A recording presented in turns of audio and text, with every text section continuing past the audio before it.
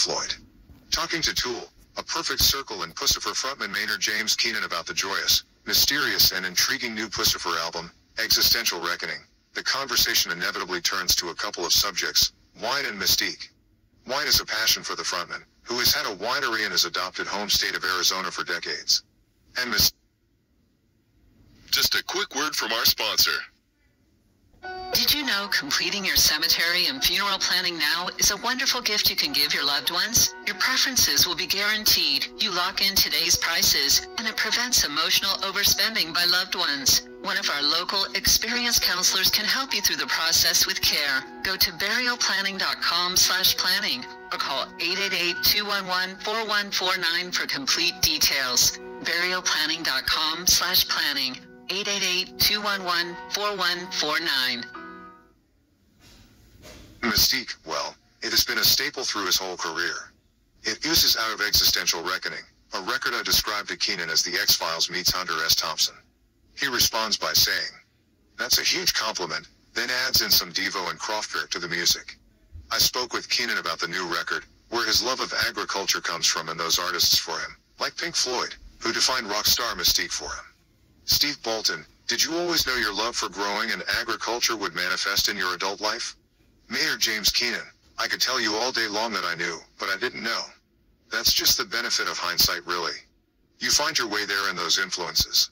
That's why I feel like education is important and exposure to some of those things are important, because it might resonate with somebody on some level that might come up later. So having those programs within your education system of planting things, growing things, not just focusing on the math and reading, but actually kind of dabbling into the more tactile arts. Woodshop was always fun except when you had a bad teacher and everybody is always missing thumbs and stuff. But I just feel these are important pieces and they end up coming up later when you go, oh, I kind of understand that. Walton, but it could have manifested in so many different ways. So why wine and when did you know that was the direction? Keenan, I think it's just the area. When you look at the area and having seen these areas around the world that vines do survive and thrive and you start connecting the dots. I planted olives over a decade ago and the olives are now thriving. But if you tell somebody, oh, we're growing grapes in Arizona, they can't get their head around it. Then if I say, we're also growing olives, they say, olives survive there? I say, yeah. And they say, then I guess grapes would. It's like survey, 1 point, you have no frame of reference, 2 points, you have a decent frame of reference, 3 points now you know where you are. So having those points of reference helps people understand that all these things are actually possible. So the vines just ended up being my history of understanding unconsciously what might work here. Bolton, do you feel making a record during all of this upheaval influenced the album, even subconsciously? Or did you consciously avoid it? Like for example, I interviewed E Street Band members about the new album, and though a lot of people expected that to be a political album, it was very intentionally an album of hope. Keenan, there's a higher power involved here. If you don't believe in organized religion, you have to believe in your higher being and your higher path and a positive movement, in a positive reinforcement. And I feel like maybe in the case of Bruce Springsteen, I have not heard that record, that might be what he was thinking. Like rather than taking the bait and polarizing, we're out of balance, everything's negative, everything's hateful, let's just be positive, let's put it back on you to go, what's your role? What can you make better? What can you stop making worse? And let's go forward. And just as an artist statement, I feel like sometimes you gotta do that, sometimes you gotta scream, sometimes you gotta square off with whatever you perceive as being outside of yourself, but it's most likely inside you too. And sometimes you just gotta drop back and stay positive, be hopeful. Bolton, this album makes a statement. It's just fun, especially when you combine it with the bio. It's like the X-Files meets Hunter Thompson. Keenan, thank you, that's an incredible compliment. Hunter S and X-Files, I like it, with a little bit of Kraftwerk and Devo mixed in.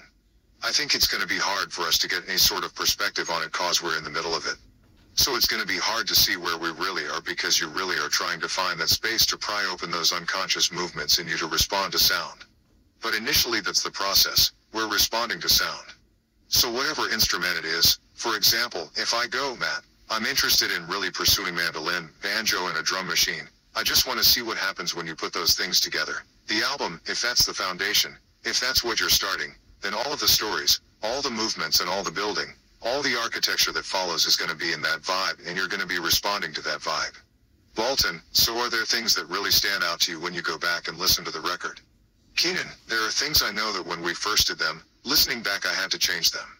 And I couldn't for the life of me right now tell you. Bolton, so are there things that really stand out to you when you go back and listen to the record? Keenan, there are things I know that when we first did them, listening back I had to change them. And I couldn't for the life of me right now tell you what those things were because they didn't fit from stepping back and looking at it, listening to it, it didn't fit. But I changed it, now it fits and so I don't even hear it the old way anymore. Bolton, this feels very visual and cinematic to me in places. Do you see this as a complete narrative work? Keenan, no, I think the beautiful thing about Pusifer is our whole model has been what is what Pusifer is. It is a moving target, so there might be pieces that are A through line and there might be dots loosely connecting just to keep you interested. I almost feel like we're more successful at it than the writers of Lost. We don't necessarily have a plan, but not having a plan is part of the plan rather than not having a plan and not being able to write yourself out of your own script. Sorry guys. So there are loose things we're connecting and there are overarching stories with some of the characters that are introduced in Pusifer. But we're looking for those characters that are, in a way, Carlos Castaneda's Don Juan. We're telling the story but we're trying to convince you there's somebody else telling the story so that you actually listen more. If I preach at you it just turns into noise. But if I tell you the story about some other guy I met, some mysterious figure, all of a sudden you're listening. So I feel like our modern day hat trick is extraterrestrials. All that stuff, the mysterious, what could be, what might be. It's the modern day religious mystery. It's mysterious so partly dangerous, partly misunderstood, partly hopeful, it's magical. It's a miracle, he healed the guy. Did he? Or did he just find the right herbs and he healed himself or he was gonna heal anyway? But the magic, it's a sign. You can go down the whole life of Brian film and map out what I mean as far as people's desire to believe in something they can't quite prove or disprove. It's fun, that's why X-Files was such a successful show. You want to believe, but you're an idiot to believe. But maybe not. When are they gonna start showing the aliens? You blew it. Don't show the aliens. Keep the cat and mouse going between Scully and Mulder about whether it's real or not. That's way more fun. When you actually introduce the aliens, that's dumb, you FK'd it up. What is Pusifer is what Pusifer is, that's more fun. Bolton, are there artists that are the reference point for keeping the mystique and mystery of Pusifer? Keenan, yeah, I think Pink Floyd is a good reference. You didn't really know what those guys looked like, you just signed on for the journey to enjoy Pink Floyd music. I think there are a lot of bands like that, like Kraftwerk. Is that an actual mannequin or is that guy just standing there? It's interesting we have those frames of reference that are mysterious. I think for a while I couldn't tell you what Angus Young looked like, or what the guys in Devo looked like cause they were all kind of wearing the same outfit so it became confusing at what you're looking at. I liked that back in the day, the mystery. Bolton, talk about ending with that refrain of it's gonna be alright. It feels so necessary to end on that positive note in 2020. Keenan, I think we do need that positive note, but I am the quintessential optimistic pessimist or pessimistic optimist, whichever you want to call it. So I think it is gonna be alright, everything's gonna work out. Now whether or not we're involved in the final result that's up for debate. Dinosaurs didn't make it, it all worked out anyway. We're gonna make it through the cut. If you're really concerned about this big beautiful blue marble you can't assume we're part of the next step. It's going to work out and that's positive. That's a good thing. Life goes on. We just might not be included.